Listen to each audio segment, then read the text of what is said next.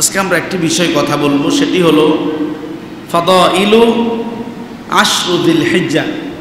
জিলহজের প্রথম দশকের গুরুত্বটা কি এবং এই প্রথম দশকে আমাদের টার্গেট কি কি কার্যাবলী আমাদের করা উচিত। প্রিয় ভাইয়েরা, আমাদের সামনে আসছে জিলহজ মাস। আজকে সন্ধ্যা হয়ে যাওয়ার পর থেকে জিলহজ মাসের সূচনা হয়ে যাবে। জিলহজ মাসের প্রথম 10টা দিন আল্লাহ তাআলার কাছে এত বেশি দামি। রমাদান মাসের 30টা দিনের পরে আল্লাহ তাআলার কাছে সবচাইতে দামি সময় হলো জিলহজ মাসের প্রথম 10টা দিন। বলতে পারেন প্রমাণটা কোথায়? কোরআনুল কারীমের মাঝে জিলহজ মাসের অসংখ্য গণিত গুরুত্ব উল্লেখ করা হয়েছে। হাদিসে নববীর মাঝে নবীজির জবানে অসংখ্য অগণিত হাদিস উল্লেখিত হয়েছে শুধুমাত্র জিলহজ মাসের এই 10টা দিনকে কেন্দ্র করে। এখন আমাদের জানা দরকার সেই গুরুত্বগুলা কি কি। যদি আমরা জানতে পারি আমল করার উৎসাহ তৈরি হবে। জিলহজ মাসের প্রথম দশকের প্রথম গুরুত্ব হলো হিয়া শাহরুল হুরুম। এই জিলহজ মাসটা হচ্ছে এমন একটা মাস যে মাসের পবিত্রতা আল্লাহ তাআলা কোরআনুল কারীমে আয়াত নাজিল করে জাতির সামনে উল্লেখ করেছে। প্রিয় ভাইয়েরা, কোরআনুল কারীমে যদি কোনো মাসের স্পেসিফিক বর্ণনা দেওয়া হয়, নিঃসন্দেহে ওই মাসটা সর্বোত্তম সম্মানিত মাস। আল্লাহ তাআলা সূরাতুত তাওবা এর 36 নং আয়াতে বলেন, ইন্না ইদ্দাতাশ শুহুরি ইনদাল্লাহি 12 শাহরান ফি কিতাবিল্লাহ ইয়াওমা খালাকাস সামাওয়াতি ওয়াল আরদা মিনহা আরবা'তুন হুরুম যালিকাদ দীনুল কাইয়্যিম ফালা তাযলিমু ফীহিন্না আনফুসাকুম। আল্লাহ তাআলা বলছেন, যেই দিন থেকে আমি আল্লাহ তাআলা আসমান এবং জমিন সৃষ্টি করেছি। আসমান এবং জমিনের স্রষ্টা কে? একটু আওয়াজ করে বলি কে? আল্লাহ বলছেন, যেই দিন থেকে আমি আল্লাহ তাআলা আসমান এবং জমিন সৃষ্টি করেছি, ওই দিন থেকে বৎসর গণনায় আমি আল্লাহ তাআলা 12টা মাস নির্ধারণ করেছি। ওই 12টা মাসের মধ্য থেকে আমি আল্লাহ তাআলা 4টা মাসকে স্পেশালি সম্মানিত করেছি। ওই 4টা মাস কি কি কোরআনে উল্লেখ করা হয় নাই। রাসূল কারীম সাল্লাল্লাহু আলাইহি সাল্লামকে যখন জিজ্ঞাসা করা হলো, ইয়া রাসূলুল্লাহ, 4টা মাস সম্মানিত আল্লাহ বলেছেন, ওই 4টা মাস কোন মাস? রাসূল কারীম সাল্লাল্লাহু আলাইহি সাল্লাম বললেন, যুলকাদা, যুলহিজ্জা, মুহররম এবং রজব মাস। কয়টা মাস? বর্তমানে আমরা যে মাসের মাঝে আছি এটা জিলকদ মাস।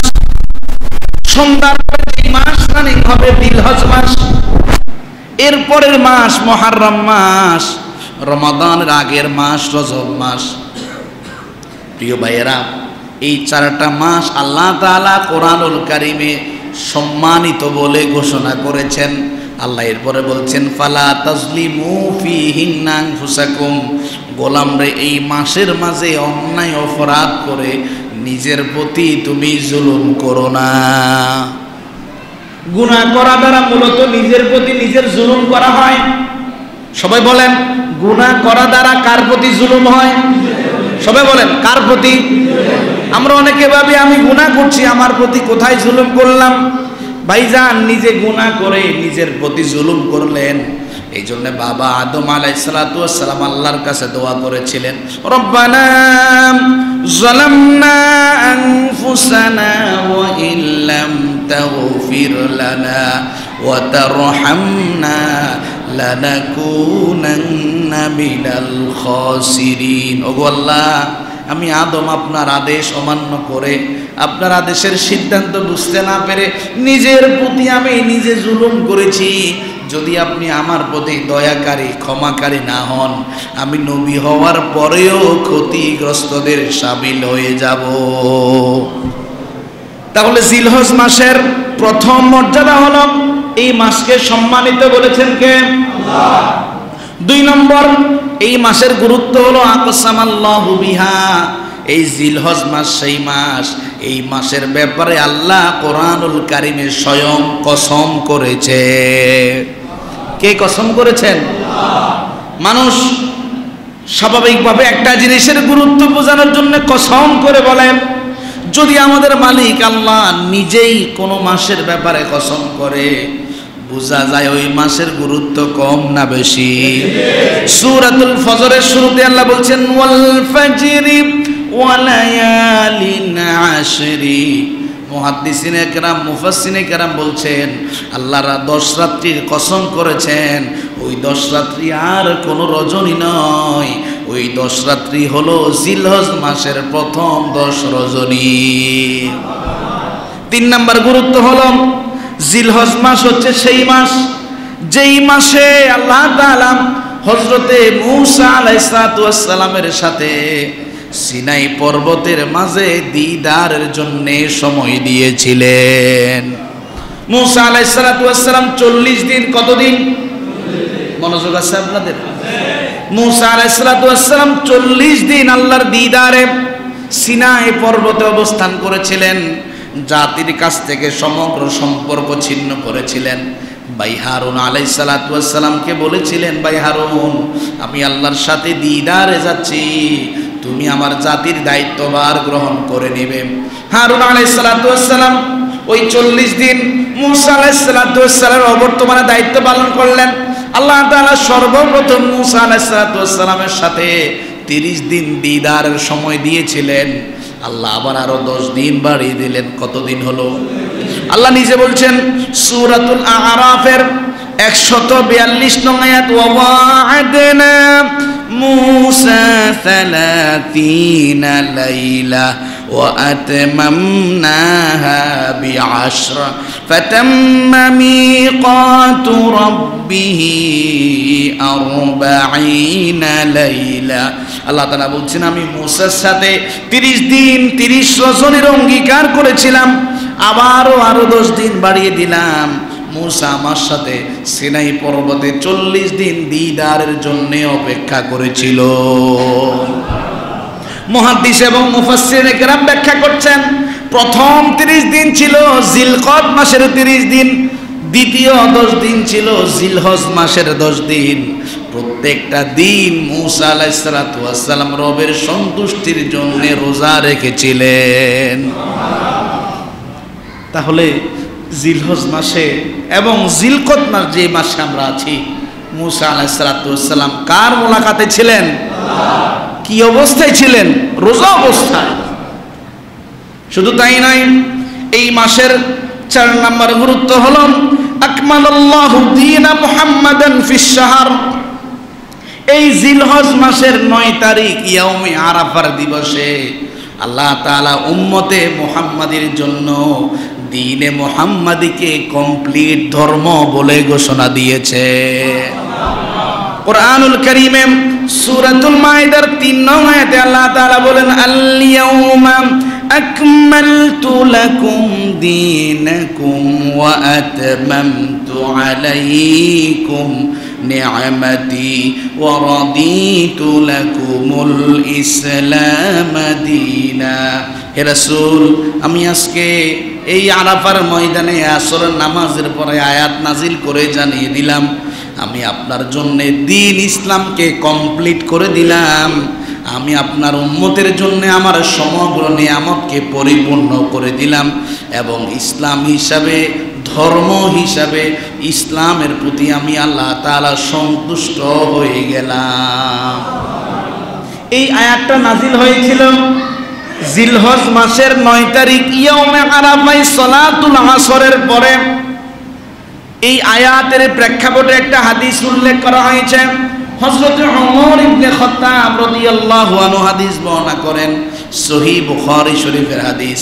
হযরত ওমর ইবনে খাত্তাব রাদিয়াল্লাহু আনহু বলেন, আমি ওমর যখন খলিফা ছিলাম, কি ছিলাম?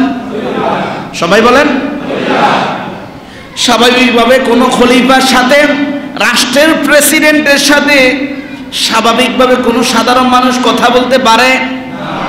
কিন্তু ওমর ইবনে খাত্তাব রাদিয়াল্লাহু আনহু ইসলামী মুসলিম জাহানের খলিফা, তিনি বলেন আন্না রাজুলাম মিনাল ইয়াহুদ, ইহুদিদের মধ্য থেকে একজন লোক আমার কাছে আসলো, আমাকে বলল ইয়া আমিরুল মুমিনিন, হে মুসলিম জাহানের প্রধান অধিপতি, হে মুসলিম জাহানের প্রতিনিধি, হে মুসলিম জাহানের খলিফা, আয়াতুন ফি কিতাবিকুম তাকরাউনাহা, কোরআনুল কারীমের মাঝে আপনারা একটা আয়াত তেলাওয়াত করেন, লাউ আলাইনা মাআশারাল ইয়াহুদ নাযালাত লাত্তাখাযনা যালিকাল ইয়াউমা ঈদা, ওই আয়াত আপনাদের প্রতি নাজিল হয়েছে, আপনারা ওই আয়াত তেলাওয়াত করেন।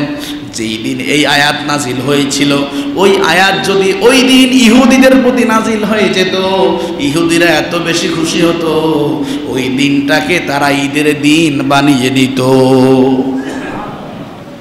হযরত ওমর ইবনে খাত্তাব জিজ্ঞেস করলেন আইয়ু আয়াহ, তুমি কোরআনুল কারীমের কোন আয়াতের কথা বলছ? তখন ইহুদি বলল আল-ইয়াউমা আকমালতু লাকুম দীনাকুম ওয়া আতমামতু আলাইকুম নি'মাতি ওয়া রাদিতু লাকুমুল ইসলাম দীনা। আমিরুল মুমিনিন, আমি এই আয়াতের কথা বলছি। এই আয়াতটা যদি মুসলমানদের ব্যাপারে নয়, ইহুদিদের ব্যাপারে নাজিল হতো, ইহুদিরা ওই দিনকে ঈদের দিন বানাতো। হযরত ওমর বলেন আমি জানি ওই দিনটা কোন দিন ছিল। ওই দিনটা ছিল জিলহজ মাসের 9 তারিখ, ইয়াউমে আরাফার দিন। কোন মাসে আছে? জিলহজ মাসে। কোন মাসে?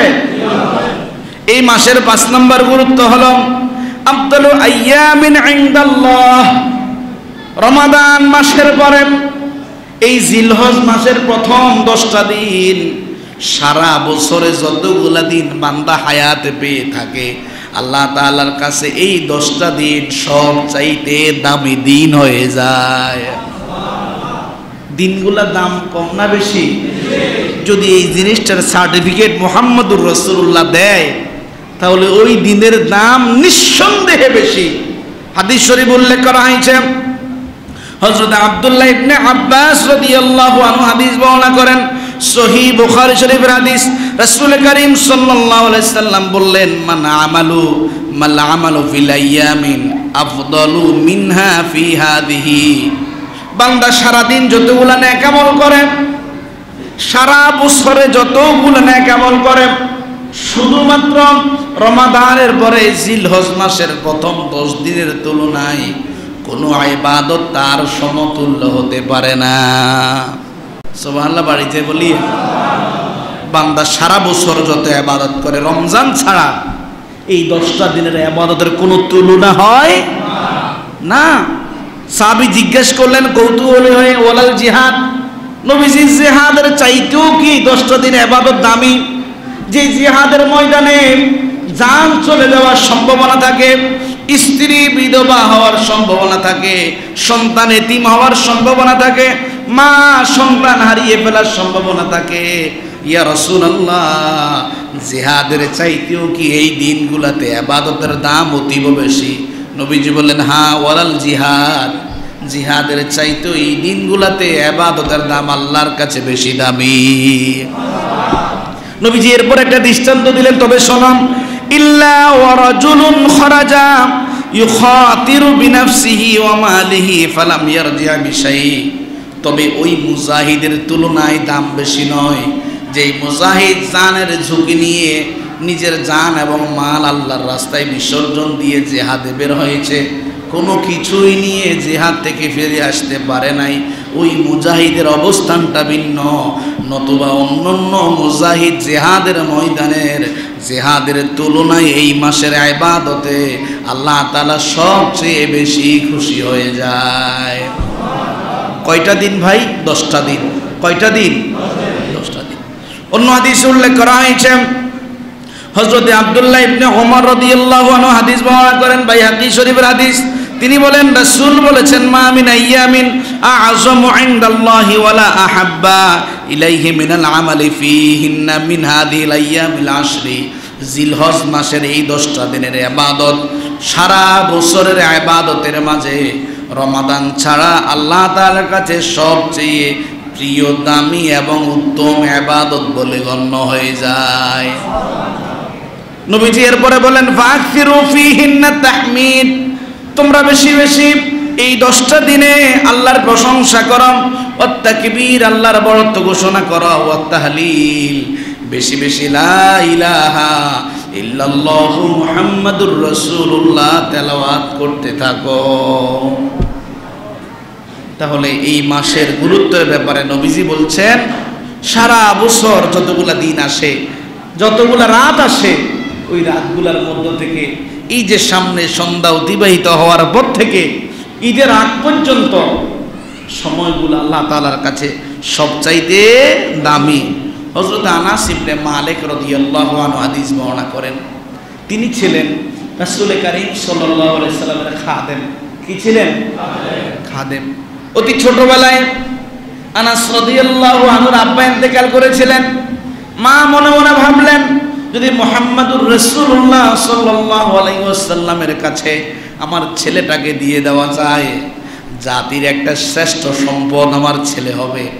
রাসূলের কাছে দিয়ে আসলেন। সেই আনাস রাদিয়াল্লাহু আনহু বলেন রাসূল করিম সাল্লাল্লাহু আলাইহি সাল্লাম জিলহজ মাসের ফজিলত বর্ণনা করার পরে সাহাবায়ে কেরামদের মাঝে এমন একটা অনুভূতি তৈরি হয়েছিল, মক্কার সমগ্র মানুষ এই কথা বলা বলি করত, যখন জিলহজ মাস আসতো বিকুল্লি ইয়াউমিন আলফা ইয়াউম, জিলহজ মাসের এক একটা দিনের মোকাবেলায় আল্লাহ তাআলার কাছে যেন 1000 দিন সমান হয়ে যায়। ওয়া ইয়াউমি আরাফা 10,000 ইয়াউম, আর ইয়াউমি আরাফা জিলহজ মাসের 9 তারিখ একদিনের মোকাবেলায় আল্লাহর কাছে 10,000 দিনের সমান হয়ে যায়।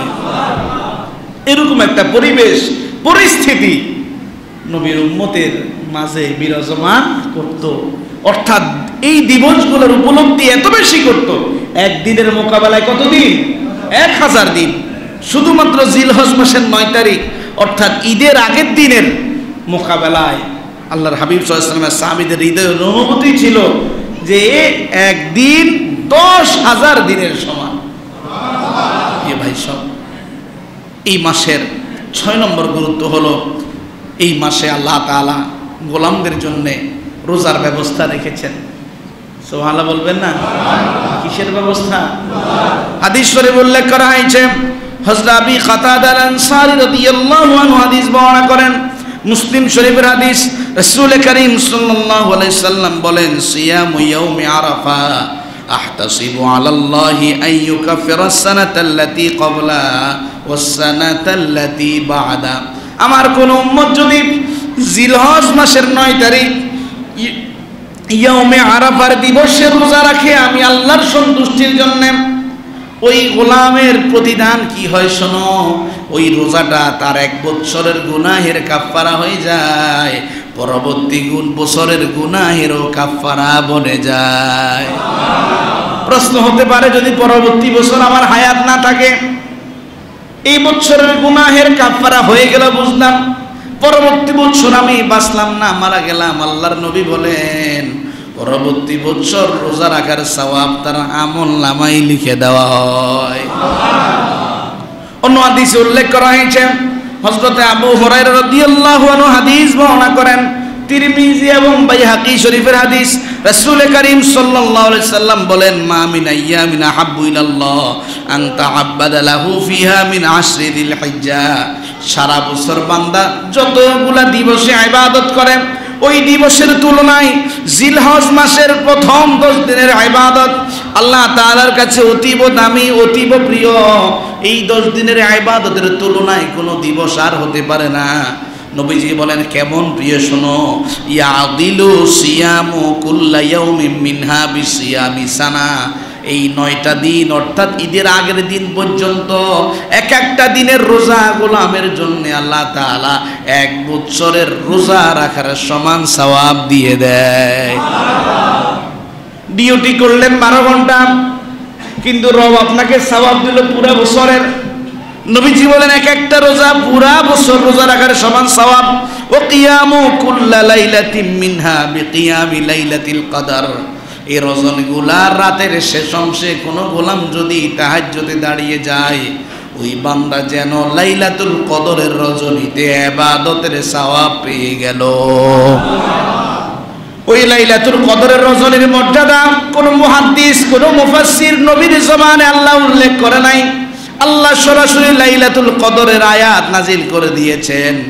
এক একটা রজনী হাজার রজনীর সমান সওয়াবে পরিণত হয়। প্রিয় ভাই সব, তাহলে এই মাসে আল্লাহ তাআলা কি দিয়েছেন? রোজা দিয়েছেন।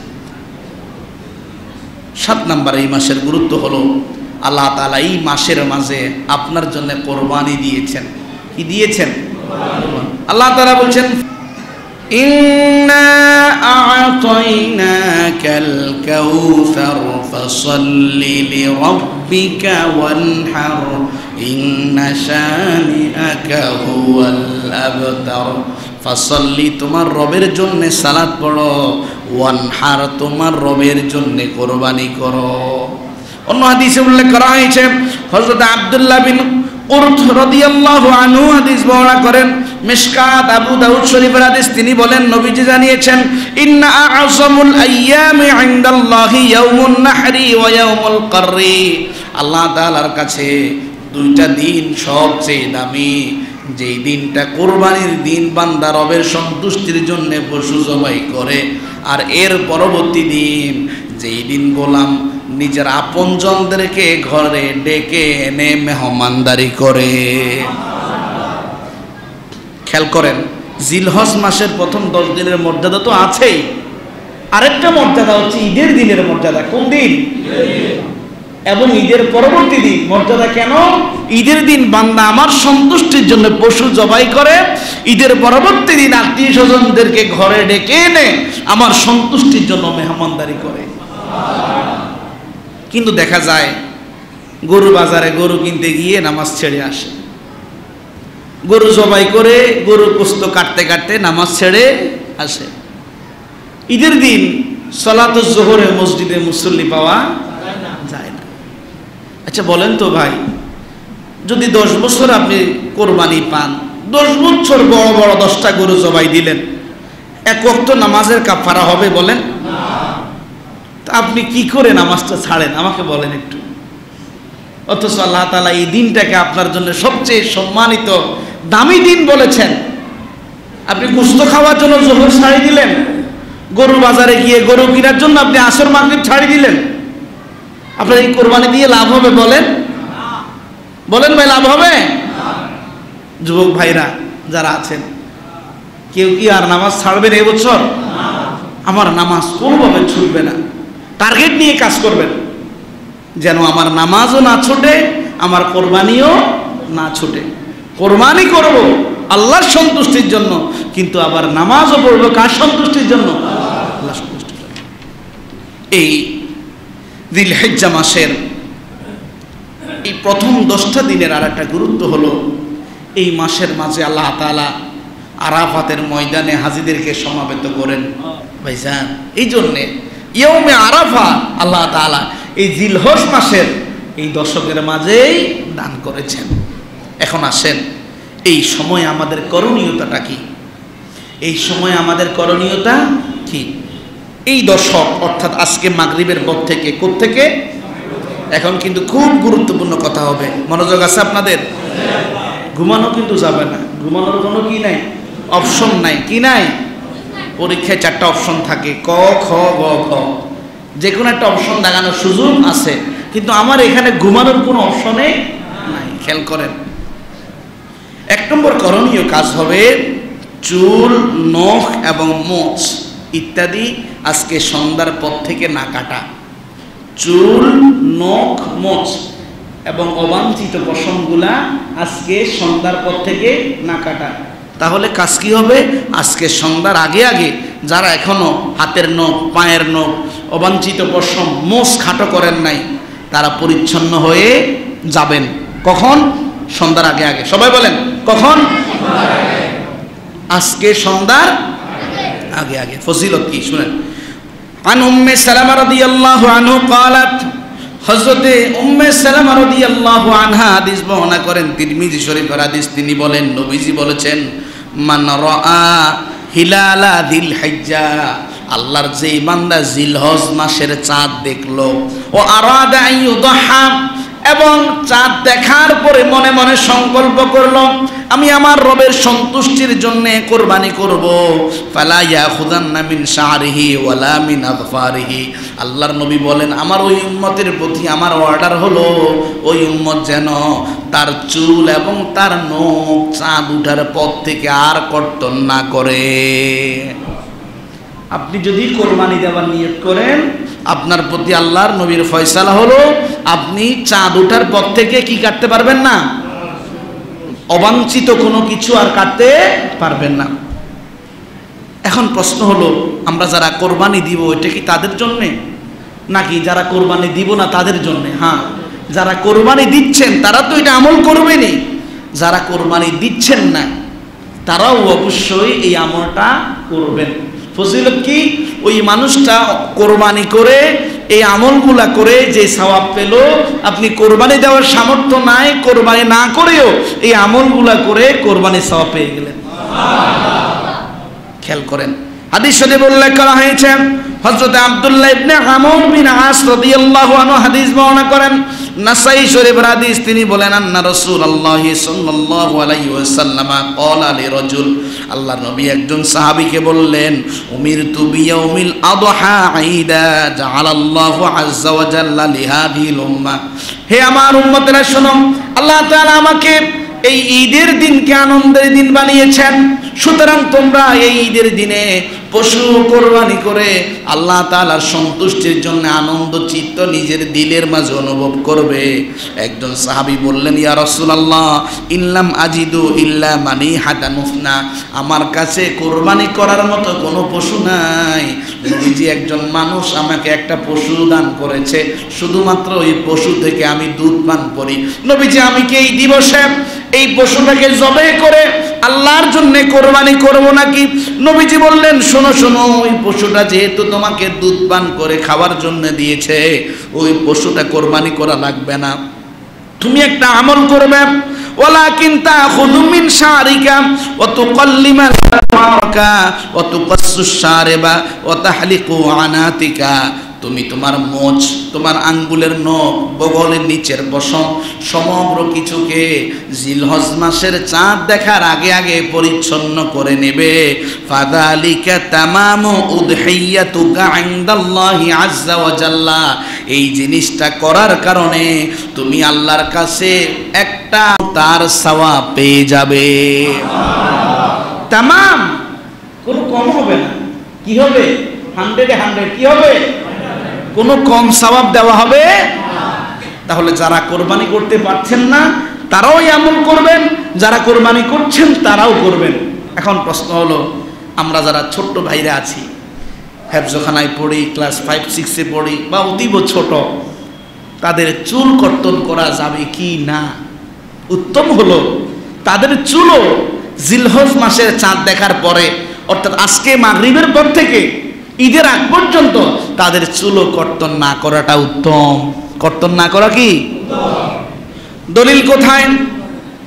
মুস্তাদরাকে হাকিমের হাদিস, হযরতে ওয়ালিদ বিন মুসলিম রাহিমাহুল্লাহ বলেন, আমি মুহাম্মদ বিন আজালকে জিজ্ঞেস করলাম জিলহজ মাসের চুল কাটা সম্পর্কে।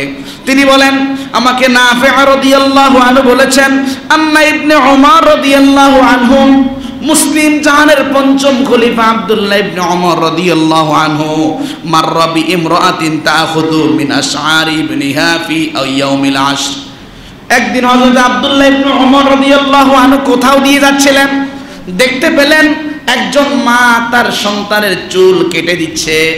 যেই সময়টা ছিল জিলহজ মাসের প্রথম 10 দিন মধ্যবর্তী সময়, এই জিনিসটা যখন আব্দুল্লাহ ইবনে উমর রাদিয়াল্লাহু আনহু লক্ষ্য করলেন, মা তার সন্তানের চুল ফালাচ্ছে, সময়টা ছিল জিলহজ মাসের 10 দিনের মাঝামাঝি সময়।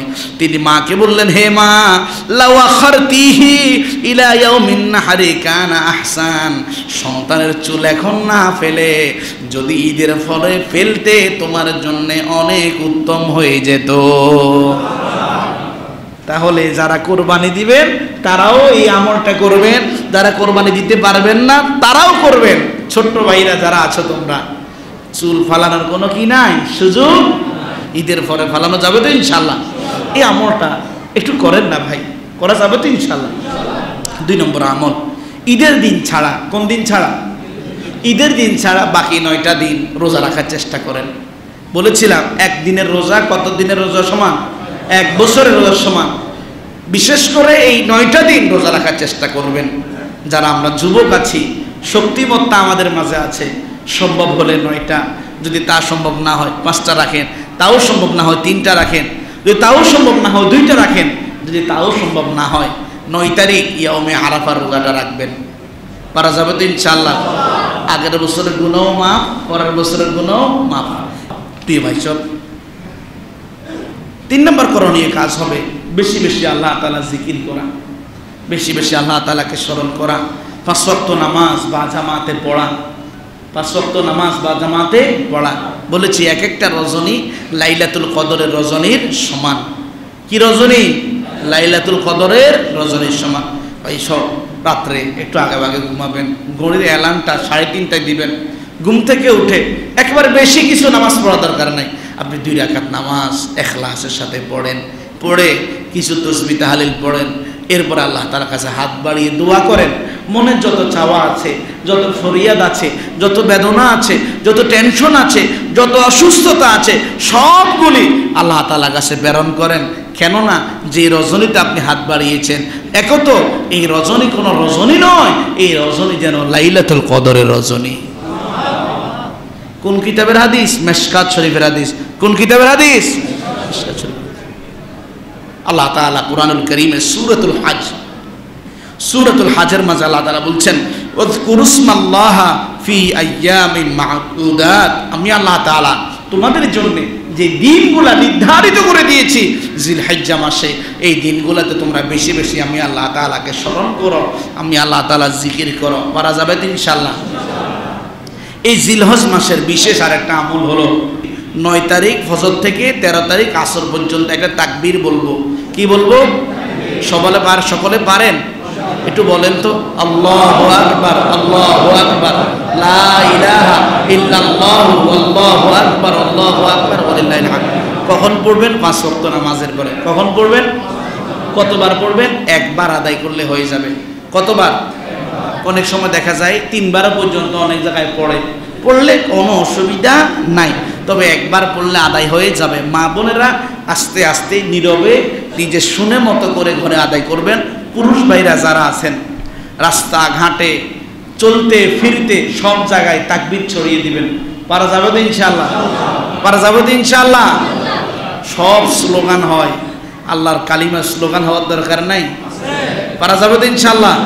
আল্লাহু আকবার, আল্লাহু আকবার, লা ইলাহা ইল্লাল্লাহু, আল্লাহু আকবার, আল্লাহু আকবার, ওয়ালিল্লাহিল হামদ। তাহলে 9 জিলহজ ফজর থেকে 13 জিলহজ আসর পর্যন্ত, 9 জিলহজ ফজর থেকে 13 জিলহজ আসর পর্যন্ত এই তাকবীর দিবেন। এই তাকবীরের একটা ইতিহাস আছে, এটি আমরা আজকে সময় স্বল্পতার কারণে বলবো না, আমরা যখন কোরবানি নিয়ে আলোচনা করব ওই সময় বলবো ইনশাআল্লাহ। সর্বশেষ কথা হলো, এই রমাদান মাসের পরে দামি যে 10টা দিন, এই 10টা দিনের সর্বোত্তম একটা ইবাদত হলো কোরবানি করা। কি করা? কোরবানি করা। ঈদের দিন এবং এর পরবর্তী 3টা দিন, ঈদের দিন এর পরবর্তী 3টা দিন 11, 12, 13, এই দিনগুলোর মাঝে কোনো ব্যক্তি যদি নেশাব পরিমাণ সম্পদের মালিক হয়, ওই ব্যক্তির প্রতি কোরবানি দেওয়া ওয়াজিব। ওই ব্যক্তির প্রতি কোরবানি দেওয়া ওয়াজিব। তবে হ্যাঁ, কোনো ব্যক্তি যদি নেশাব পরিমাণ সম্পদের মালিক না হয় কিন্তু মনে চাচ্ছে যে আমি কোরবানি দিব আল্লাহ সন্তুষ্টির জন্য, দিতে পারেন। এতে আল্লাহ তাআলার পক্ষ থেকে বরকতের ভাগীদার হবেন, বরকতের ভাগীদার হবেন। সবচেয়ে বড় বিষয় হলো এই জিলহিজ্জা মাসের দামি ইবাদত হলো হজ করা। কি করা? যারা আল্লাহর ঘরে গিয়েছেন ওনারা তো সবচেয়ে দামি মানুষ এবং সর্বশ্রেষ্ঠ ইবাদতের মাঝে আছেন, আর ওখানে গেলে দুনিয়াবি আর কোনো কাজের প্রয়োজন হয় না। আল্লাহ তাআলা আমরা যারা যেতে পারি নাই আল্লাহর ঘরে হজের উদ্দেশ্যে, আল্লাহ আমাদের সকলকে যাওয়ার তৌফিক দিন। সকলে বলে আমিন। আল্লাহ তাআলা তৌফিক দিলে কোনো কষ্ট হবে? কারো কাছে হাত পাতা লাগবে? এবার একটা নিউজে দেখলাম, একজন লোক আজ থেকে 20 বছর আগে গাছ লাগিয়েছে। কি লাগিয়েছে? অনেকগুলো গাছ লাগিয়েছে। তার উদ্দেশ্য ছিল এই গাছগুলো বিক্রি করে সে হজে যাবে। আমাদের অনেকের এটা হয়তো কল্পনা হতে পারে, কিন্তু এটা বাস্তব। ওই মানুষটা বলছেন তার অনুভূতি, সে বলছেন আমি রাত্রিবেলায় এই গাছগুলোকে জড়িয়ে ধরে কাটতাম, আল্লাহ এই গাছগুলোকে আপনি কখন বড় করবেন, কখন বিক্রি করে আমি আপনার ঘরে যাব। আল্লাহর এই বান্দা এই গাছগুলো বিক্রি করে হজে গিয়েছে। এটা 2024 সালের ঘটনা, 2024 সালের ঘটনা। প্রিয় ভাই সব, এই জন্য আল্লাহ তাআলার কাছে বেশি বেশি তাওফিক কামনা করা। শেষ করছি একটা কথা বলেই, সেটা হলো আল্লামা হাফেজ ইবনে হাজার আসকালানী রাহিমাহুল্লাহ, অনেক বড় একজন বুজুর্গ এবং একজন আলেম, তিনি বলেন যে হজ, এই জিলহজ মাসের এই 10টা দিন কেন দামি তোমরা শোনো। আমার একটা ক্ষুদ্র গবেষণা, তিনি বললেন যে এই 10টা দিনে আল্লাহ তাআলা ইসলামের যে 5টা ভিত্তি এবং স্তম্ভ, কালিমা, নামাজ, রোজা, হজ, যাকাত, সবগুলো ইবাদত আল্লাহ তাআলা জিলহজ মাসের এই 10টা দিনের মাঝে প্যাকেজ হিসেবে দিয়েছেন। আপনি জিলহজ মাস ছাড়া অন্য কোনো মাসে হজ করতে পারবেন?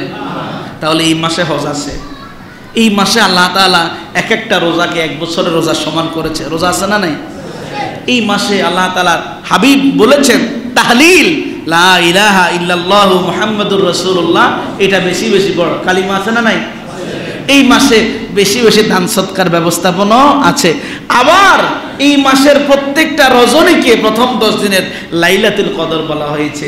তা নামাজও আছে, রোজাও আছে, হজও আছে, দান সদকাও আছে, সব কিছুর একটা সংমিশ্রণ আল্লাহ তাআলা এই জিলহজ মাসের প্রথম 10 দিনে ঢেলে দিয়েছেন।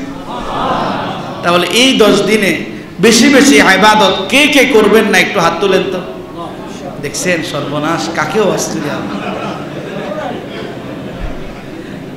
আমার না শব্দ মনে হয় আপনারা শুনেন নাই না? সামনে সর্বনাশ, সামনে বসে। আচ্ছা, কে কে এই 10টা দিনে আল্লাহর সন্তুষ্টির জন্য ইবাদত করবেন? নিয়ত করি, আল্লাহ কবুল করুন, সকলে বলি আমিন। আল্লাহ তৌফিক দিন, সকলে বলি আমিন। তাহলে আজকে মাগরিবের আগে আগে পরিচ্ছন্ন হওয়া যাবে তো ইনশাআল্লাহ? এটা কি শুধু আপনারা করবেন? মা বোনদেরকে বলবেন না বাসায় গিয়ে? সকল মা বোনদের কাছে গিয়ে আজকে খাওয়ার আগে যখন খাওয়া খেতে বসবেন, সুন্দর করে মা বোনদের কাছে আমার কথাগুলা বুঝাই বলতে পারবেন তো ইনশাআল্লাহ? আল্লাহ তাআলা তৌফিক দিন, সকলে বলি আমিন। ওয়া আখিরু দাওয়ানা আলহামদুলিল্লাহি রাব্বিল আলামিন। আমরা যারা